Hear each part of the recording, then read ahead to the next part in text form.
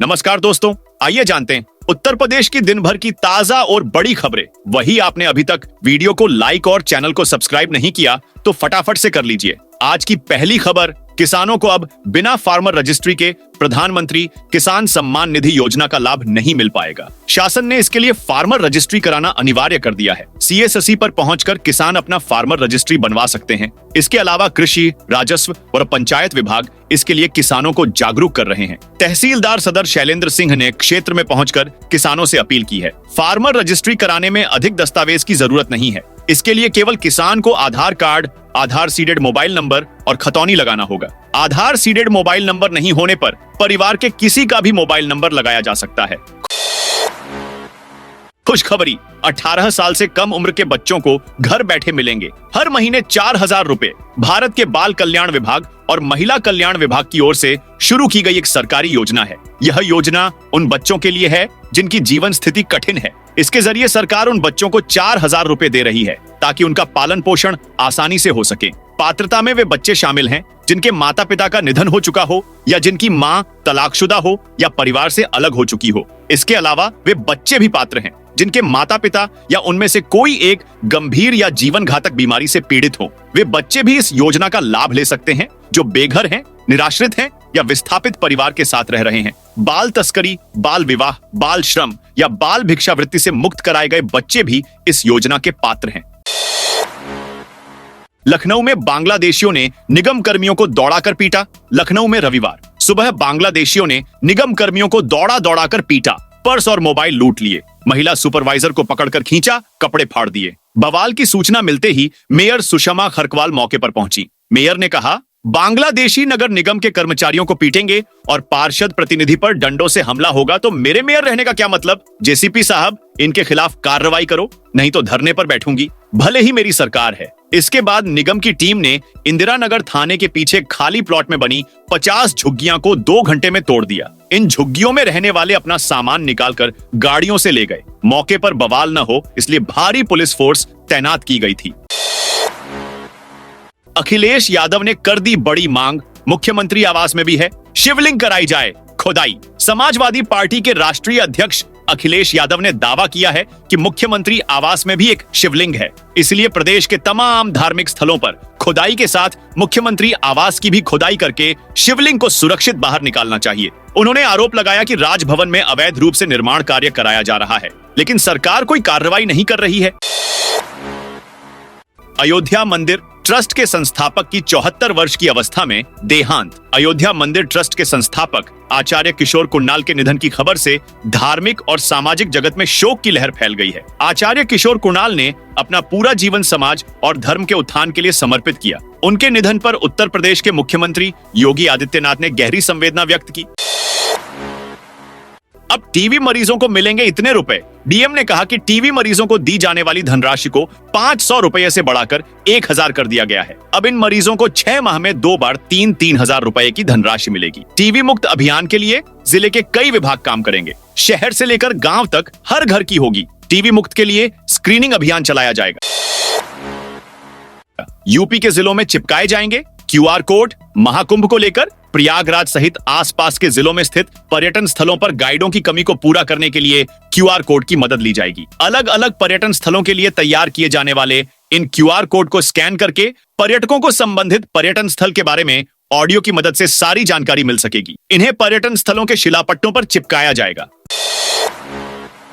UP में नए साल को लेकर अलर्ट। नए साल को लेकर जश्न और शांति व्यवस्था कायम रखने के लिए पुलिस अलर्ट हो गई है। मुख्य चौराहों पर पुलिस PSC को तैनात किया गया है। इसके अलावा संवेदनशील क्षेत्रों में ड्रोन से भी निगरानी की जा रही है। ESP ने बताया कि हरियाणा सीमा पर विशेष नजर रखी जा रही है। प्रत्येक वाहन की चेकिंग की जा रही है। युवा वर्ग 31 दिसंबर की रात और 1 जनवरी को नए साल का जश्न मनाते हैं। हुड़दंग और शांति भंग न हो, इसके लिए पुलिस भी अलर्ट हो गई है। नए साल की पार्टी पर कहीं भी कानून व्यवस्था बिगड़ने न पाए। रेस्टोरेंट, होटल आदि में नए साल आयोजित पार्टी पर भी पुलिस की नजर रहेगी।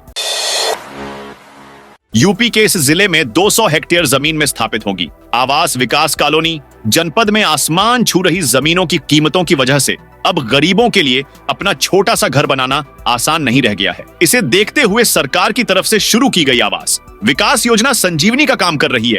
जिले के लोगों को आशियाना उपलब्ध कराने के लिए शासन की तरफ से हरी झंडी मिल चुकी है। जनपद में 200 हेक्टेयर जमीन में आवास विकास कॉलोनी स्थापित होगी। इस पर सरकार की तरफ से 3,781 करोड़ रुपए खर्च किए जाएंगे।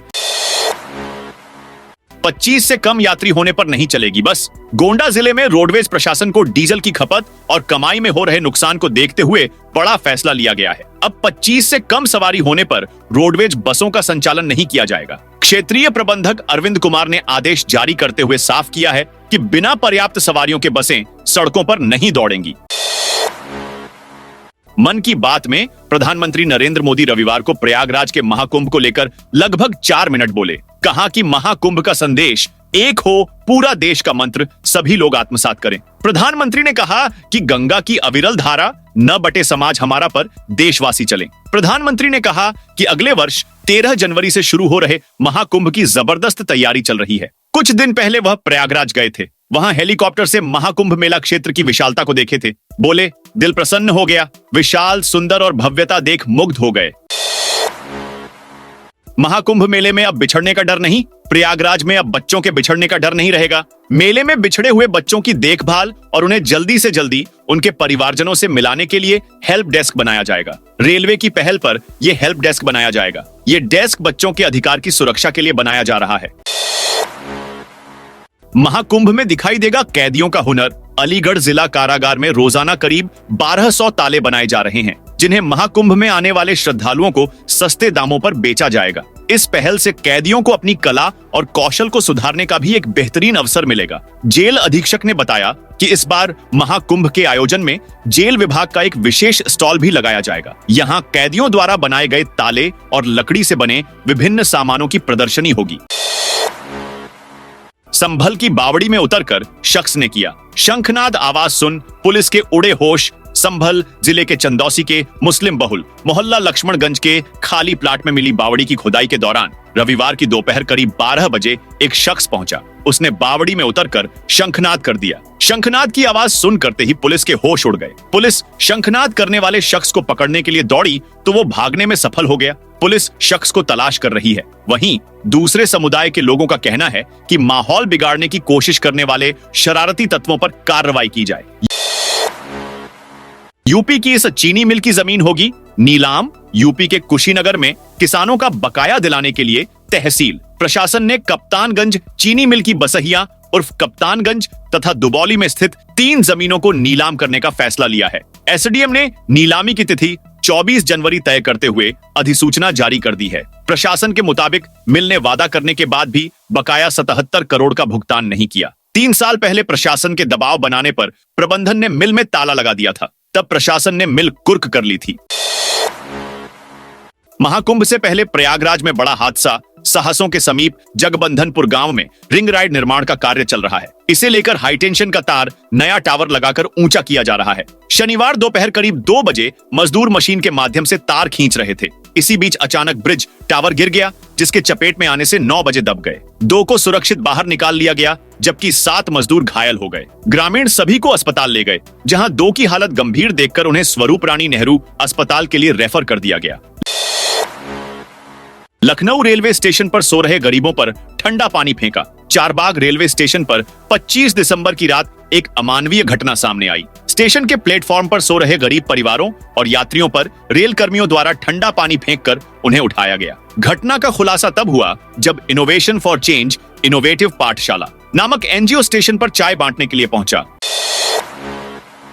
यूपी पुलिस सिपाही भर्ती में गजब फर्जीवाड़ा। यूपी पुलिस सिपाही भर्ती की लिखित परीक्षा के बाद अब फिजिकल हो चल रहा है। लिखित परीक्षा में पास हुए अभ्यर्थियों को फिजिकल के लिए प्रवेश पत्र जारी किया गया है। इसी प्रवेश पत्र के आधार पर उनका फिजिकल हो रहा है। इस बीच एक महिला अभ्यर्थी ने गजब फर्जीवाड़ा की कोशिश की है। लिखित परीक्षा में फेल होने के बाद भी वह फिजिकल देने पहुंच गई। उसने इसके लिए फर्जी प्रवेश पत्र भी बना लिया था। पुलिस ने महिला अभ्यर्थी को गिरफ्तार कर लिया है।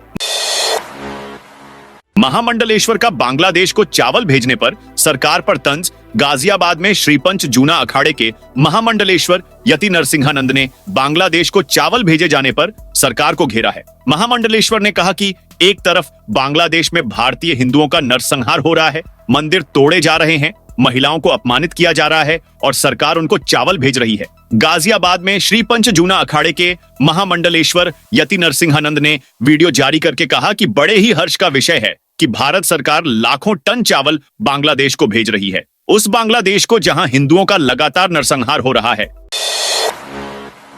राम मंदिर में पहली बार तिथि के लिहाज से बदलेगी पुजारियों की ड्यूटी। राम मंदिर के इतिहास में पहली बार पुजारियों के टोली की ड्यूटी हिंदी माह की तिथियों के लिहाज से बदली जाएगी। राम मंदिर में नवनियुक्त 10 पुजारियों को लेकर तय की नियमावली में हिंदी तिथियों के लिहाज से भितरिया व बहरिया की अलग अलग टोलियां बनाई गई और उनके नियमों को भी सख्त बनाने के साथ उनका कड़ाई से पालन का भी निर्देश दिया गया है। इसके चलते पौष कृष्ण प्रतिपदा से शुरू नई व्यवस्था के अंतर्गत पुजारियों की ड्यूटी पौष शुक्ल प्रतिपदा यानी मंगलवार से बदल जाएगी। नए नियम के अनुसार मंदिर में 14 पुजारियों की 2 अलग अलग 7-7 सदस्यों की टोलियां बनाई गई थी। ताजमहल फ्री देखने का मिल रहा मौका। शहंशाह शाहजहां का 370वां उर्स ताजमहल में 26 से 28 जनवरी तक मनाया जाएगा। इस्लामिक हिजरी कैलेंडर के रजब माह की 25, 26 व 28 जनवरी को मनाया जाएगा। 27 तारीख को उर्स मनाया जाता है। उर्स में तहखाना में स्थित शाहजहां व मुमताज की कब्रों को देखने का मौका पर्यटकों को मिलेगा। तहखाना केवल उर्स में ही 3 दिन के लिए खोला जाता है। इसमें स्थित शाहजहां व मुमताज की कब्रों पर ही उर्स की सभी रस्में होती हैं।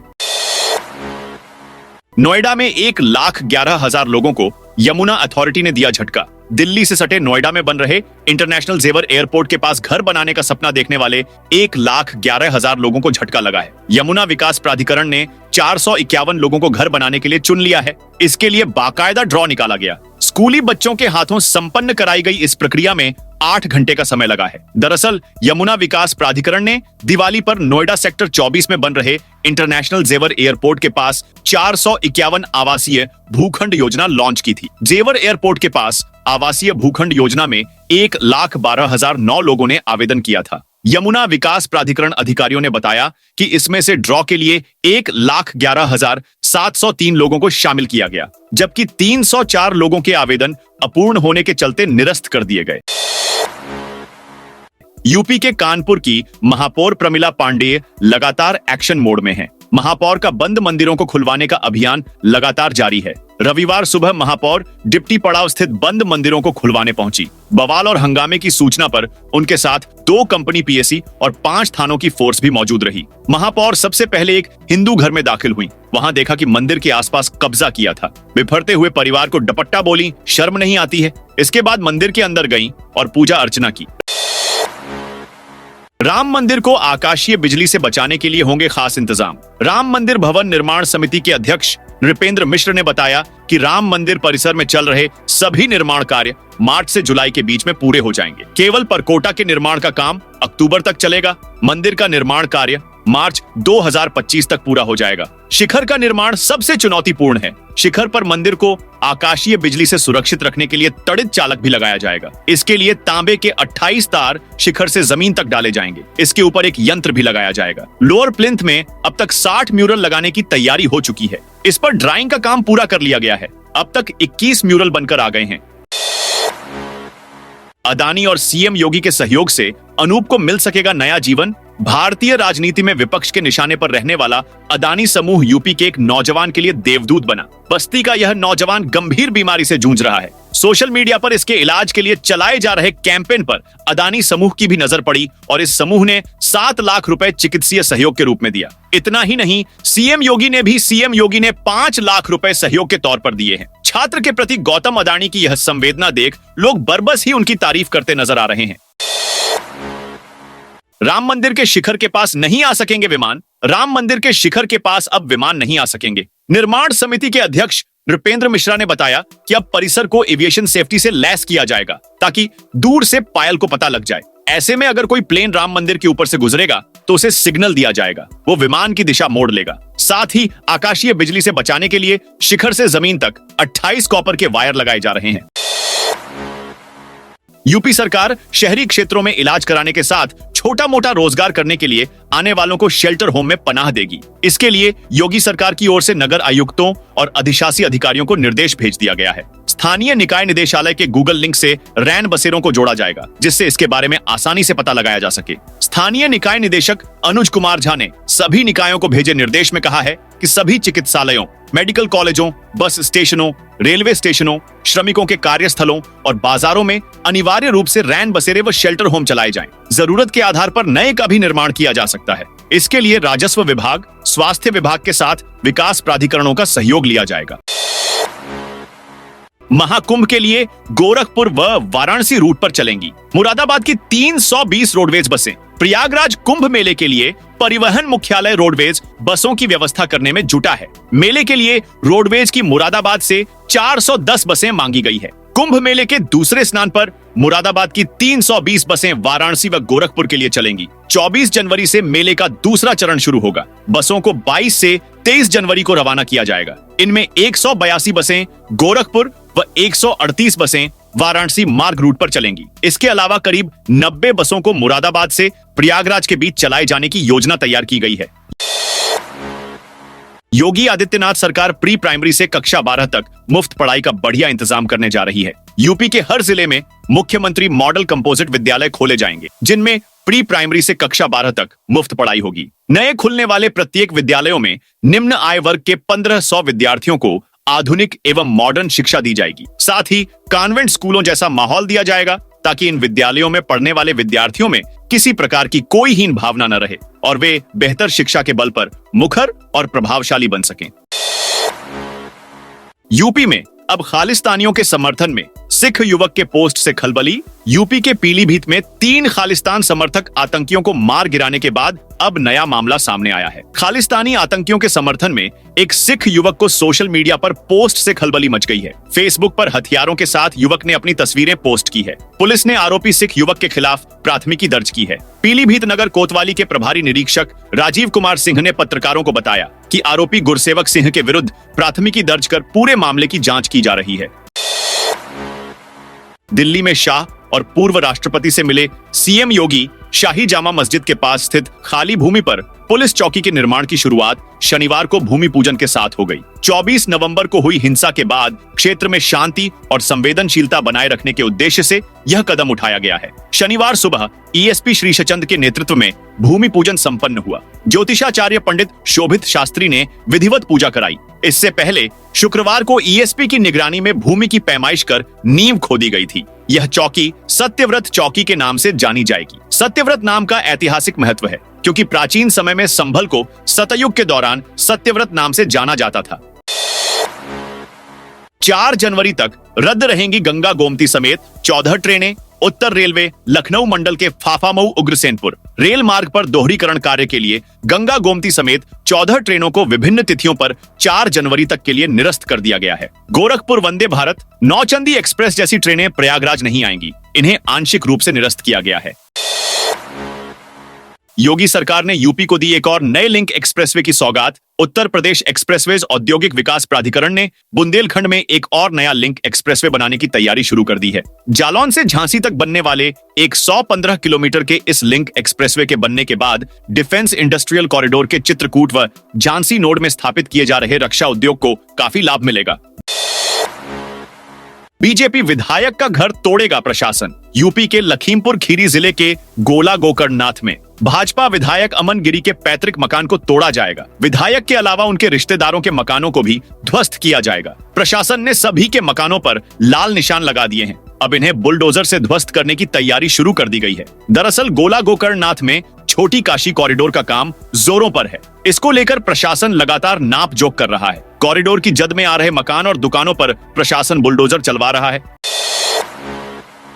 बाबा विश्वनाथ धाम की दीवारें सुनाएंगी शिव महिमा। गंगधार से बाबा विश्वनाथ के धाम तक पहुंचने वाले श्रद्धालुओं को दर्शन से पहले लेजर शो के जरिए देवाधिदेव महादेव की अद्भुत छटा दिखाई जाएगी। गंगा द्वार की दीवारों पर लेजर शो होगा। इसका सफल परीक्षण किया गया। नए साल में काशी के गंगा द्वार से बाबा विश्वनाथ धाम जाने वाले श्रद्धालुओं को शिव की महिमा और काशी के महत्व को दिखाया जाएगा।